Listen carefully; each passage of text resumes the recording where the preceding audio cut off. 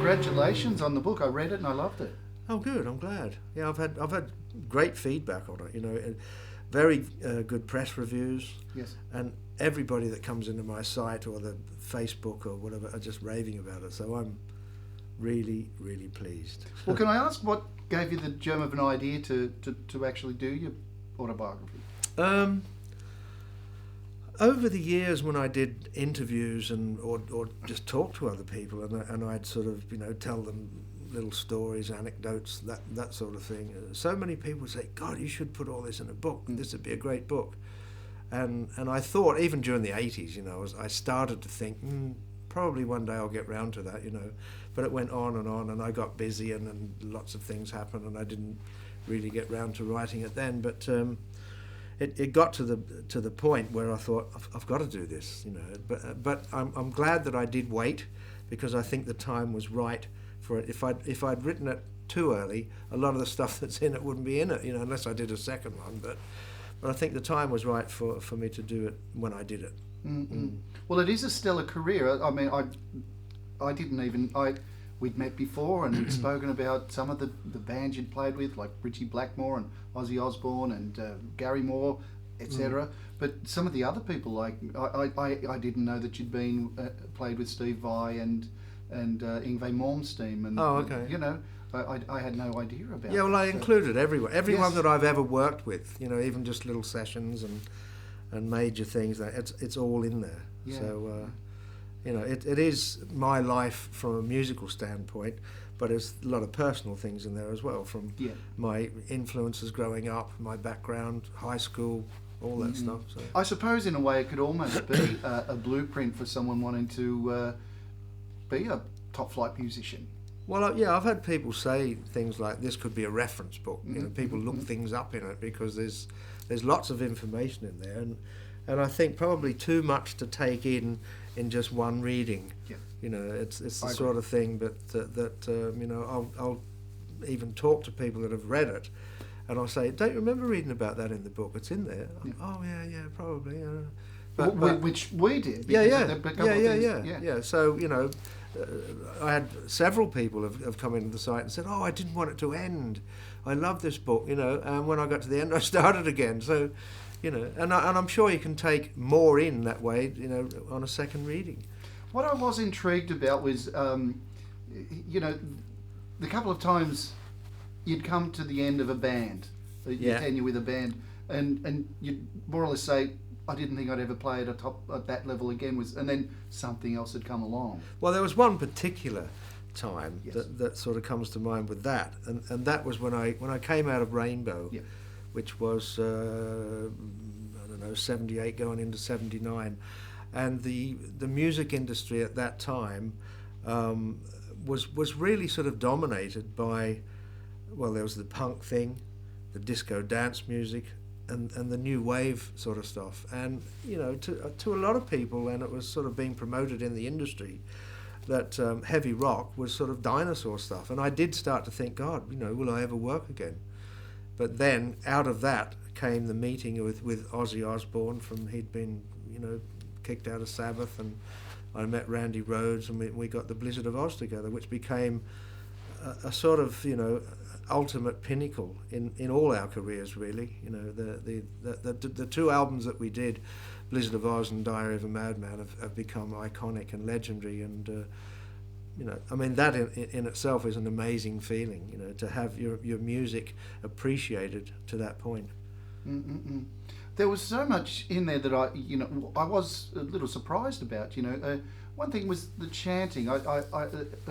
Could you talk about that? How that came about, and because I sort of see that as something of the time that possibly it's a different era now, and people wouldn't see things quite the way, Yeah. Well, I've always had a sort of a kind of a philosophical view of life and the universe and all that, and I've always had a fairly seeking mind, and I used to read things on Buddhism and various schools of thought, and I was introduced to that sect of Buddhism, Nichiren Buddhism, in the 70s.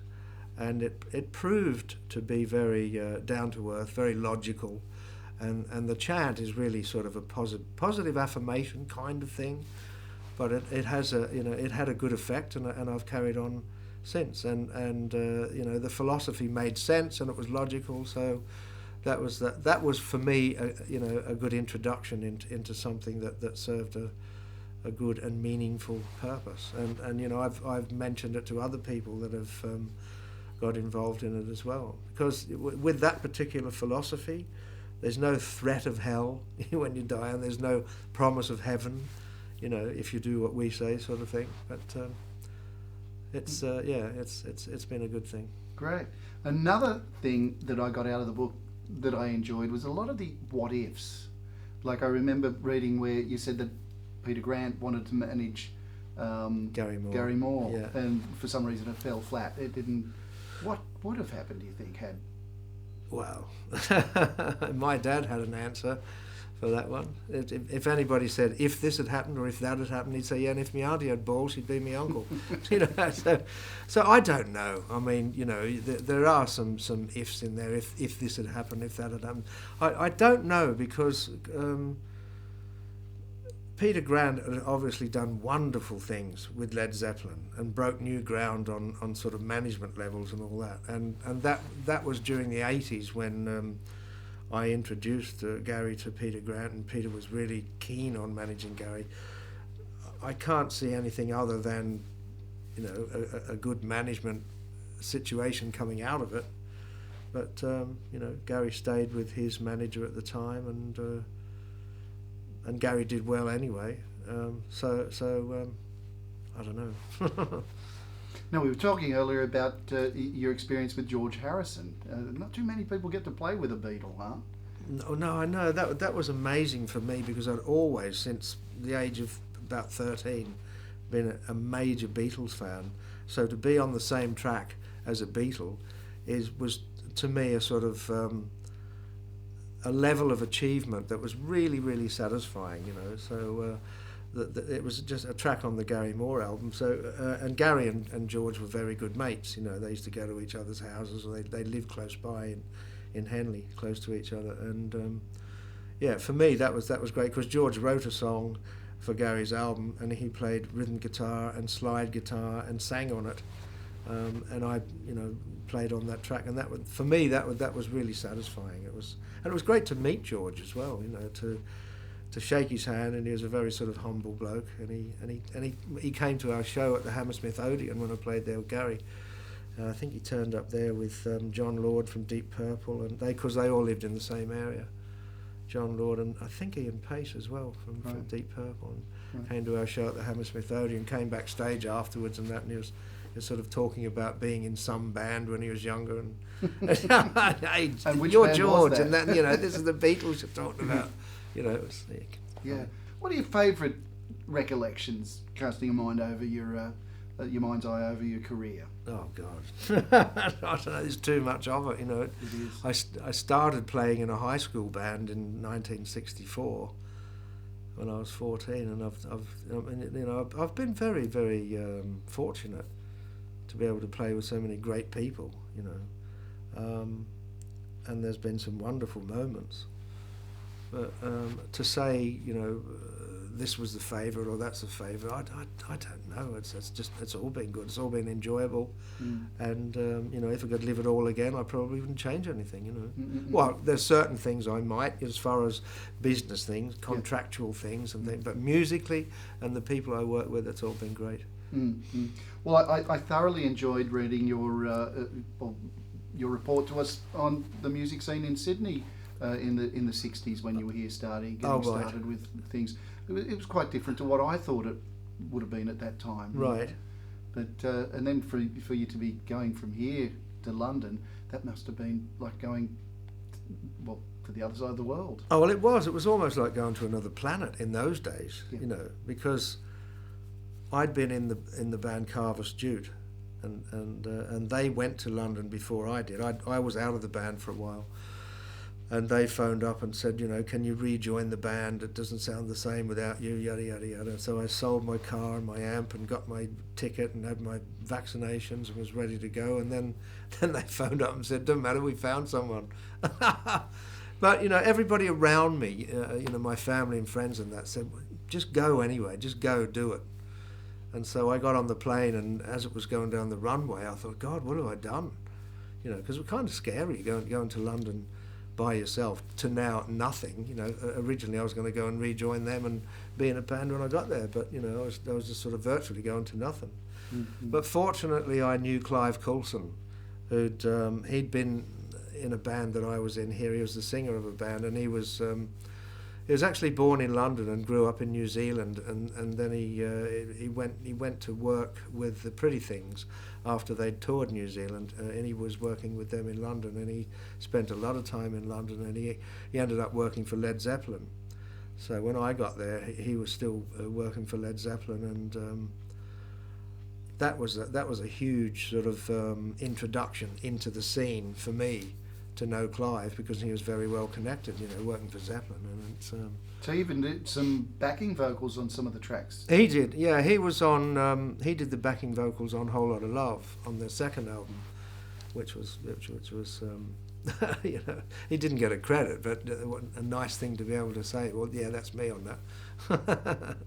Did he consciously open doors for you, or just being around? No, he was trying to. He was helpful. Clive was always very helpful. He liked to see people get on, and if he could help, he would, and that was a great thing. You know, he was a very good friend and a good person. You know, the court case with the Osbournes, I read that with interest. I'm sure. Yeah. It gets pretty complicated. So you need, you need to read the book to see all the different facets of it and levels of it and the journey that it takes through over the years, you know, because I started working with Ozzy in 1979, putting the band together with Randy, and then we got Lee Kerslake, and when Diary of a Madman came out, Lee and I were ousted, and Lee Kerslake and I, the drummer, and I were ousted, and Diary of a Madman came out without our credits on it. And they'd credited someone else that was going on the road with them. So there was a lawsuit developed out of that, which was settled in court against Don Arden, who was Sharon's father and the owner of Jet Records. But later, sort of late 90s, Lee and I found out that Sharon and Ozzy were receiving our royalties from those albums. So we sued them. And that went on for a while, and Don Arden was going to help Lee and me fighting the case for our royalties. But when Sharon found out that her father was helping us, I mean, she hadn't spoken to him for something like 18 years or something, all of a sudden she made up with him. And he'd stopped helping us and went against us, and that was the end of our case. So, but it's way, as you've read in the book, it's way more complicated than that. That's a simplified version of it. But you must have been pretty deflated when it didn't come. That's an understatement. Deflated, yeah. It was, we were sort of devastated, flabbergasted. You know, just couldn't believe it. Yeah, course of justice, huh? Well, yeah, that's the thing. I remember when our lawyer took on the case, and he took it on a contingency basis, which means no win, no fee. So he was very sure that he had a good case. And he used to say to us, it's not if you're going to win, it's how much. He was. And the Randy Rhoads movie. I'd love to see a proper film done about Randy, because, you know, a brilliant musician, a brilliant guitar player. And there needs to be something for the sake of posterity, for, you know, of his life and playing ability and dedication to music, you know. But those people just weren't it. I think they made a lot of enemies, and I was one of them, you know. It just wasn't handled right, you know. Yeah, and we recently talked about the Rudy Sarzo interview that was going around on the internet. Where he's playing all my lines and didn't even mention me. Well, you know, yeah, well, what can I say about that? You know, it doesn't make me feel very good when I see that sort of stuff, because, you know, it was his name on the Diary of a Madman album instead of mine, when I'd done all the work and played on it and co-wrote the songs with Randy and Ozzy, and some of them with Lee. And when that album came out, it had Tommy Aldrich was playing drums on it, which Lee Kerslake played drums, and Rudy Salzo was playing bass on it. When I played bass, and we got our songwriting credits, but not the performance credits. So yeah, and you know, it's pretty frustrating when you put that much work into something, and then they credit someone else. Yeah, it's pretty hurtful. But playing with someone like Gary Moore must have been a far more stable situation. You knew what you were doing and just get on with it. Oh yeah. But see, with Gary and I were good mates. You know, we had such a laugh. We were sort of a great camaraderie in the band, and it was a nice working situation. But it was the Gary Moore band. It was the Gary Moore show. You know, it was all about him, which is fair enough because what a brilliant talent that guy was. You know. And it was satisfying and it was enjoyable, but it's still the Gary Moore band, you know. So it wasn't really a sort of, you know, a democratic situation or, you know, a band situation. Or, you know, it was a band, but it was all about Gary. Mm-hmm. Yeah, I remember you saying with the Widowmaker, they seemed to be the band that creatively you probably would have enjoyed most, but that didn't last the distance. No, you know, there was, you know, just some silliness. You know, I don't know whether it was, you know, immaturity or what it was, but you know, there were squabbles and fights, sometimes fist fights. You know, you know, alcohol involved and drugs involved and egos involved and silliness and all that. You know, and I didn't really want to leave the band. You know, I was offered the Rainbow gig when I auditioned for Rainbow with Richie Blackmore and Ronnie Dio and Cozy Powell. And I was in two minds about it, which, you know, they must have thought, you know, because they said to me they'd auditioned something like 40 bass players or something, and they just didn't find someone they really liked. And when I went for the audition in Los Angeles at the end of the Widowmaker tour, they said, well, you've got the gig if you want it. And I said, I'll think about it, you know. So they must have thought, jumped up little fuck, you know, who's he think he is? But I did have to think about it because, you know, I thought, God, if I joined Rainbow, I could be chewed up and spat out in no time if they changed their mind, and I'm leaving a democratic situation to be a sideman sort of thing, you know. But at the end, the decision was made for me when, you know, we did a gig at the Whiskey with Widowmaker, and after it, all hell broke loose. And I thought, oh fuck this, you know. And I went up and saw Richie. He was at the Rainbow just up the road, the Rainbow Bar and Grill, just up the road from the Whiskey in Los Angeles, and I'd actually joined Rainbow that night. So I'd officially sort of said, yes, I'm in. You know, I think Richie and Cozy and that kind of thought that I'd already agreed that I was going to join the band, but I hadn't up until that point, and that's when it happened. But that whole story's in the book as well. Yeah. Well, as I say, I've read it once. I'm keen to go for another reading. Yeah, well, there is a lot to take in one reading, isn't there? Yeah. Where can people get a copy of it? Well, so far up to this point, it's been exclusively available at my website only, which is bobdaisley.com. But with the next print run, which is going to be quite soon, we're going to put it through Amazon as well, so it'll be available on Amazon. Here's one we made earlier. I just happen to have a copy here, but it's hardback. It's quite a big book, very good quality paper, and all the photos, over 480 of them, are throughout the text, which is what I wanted. You know, I didn't want a photo section that you have to go searching for what you're reading about. No, so that's great. As you're reading about someone, there's the photos as you're reading it. So that's how I wanted it, and that was it's turned out well. People seem to like it, so we've done something right. I think so too.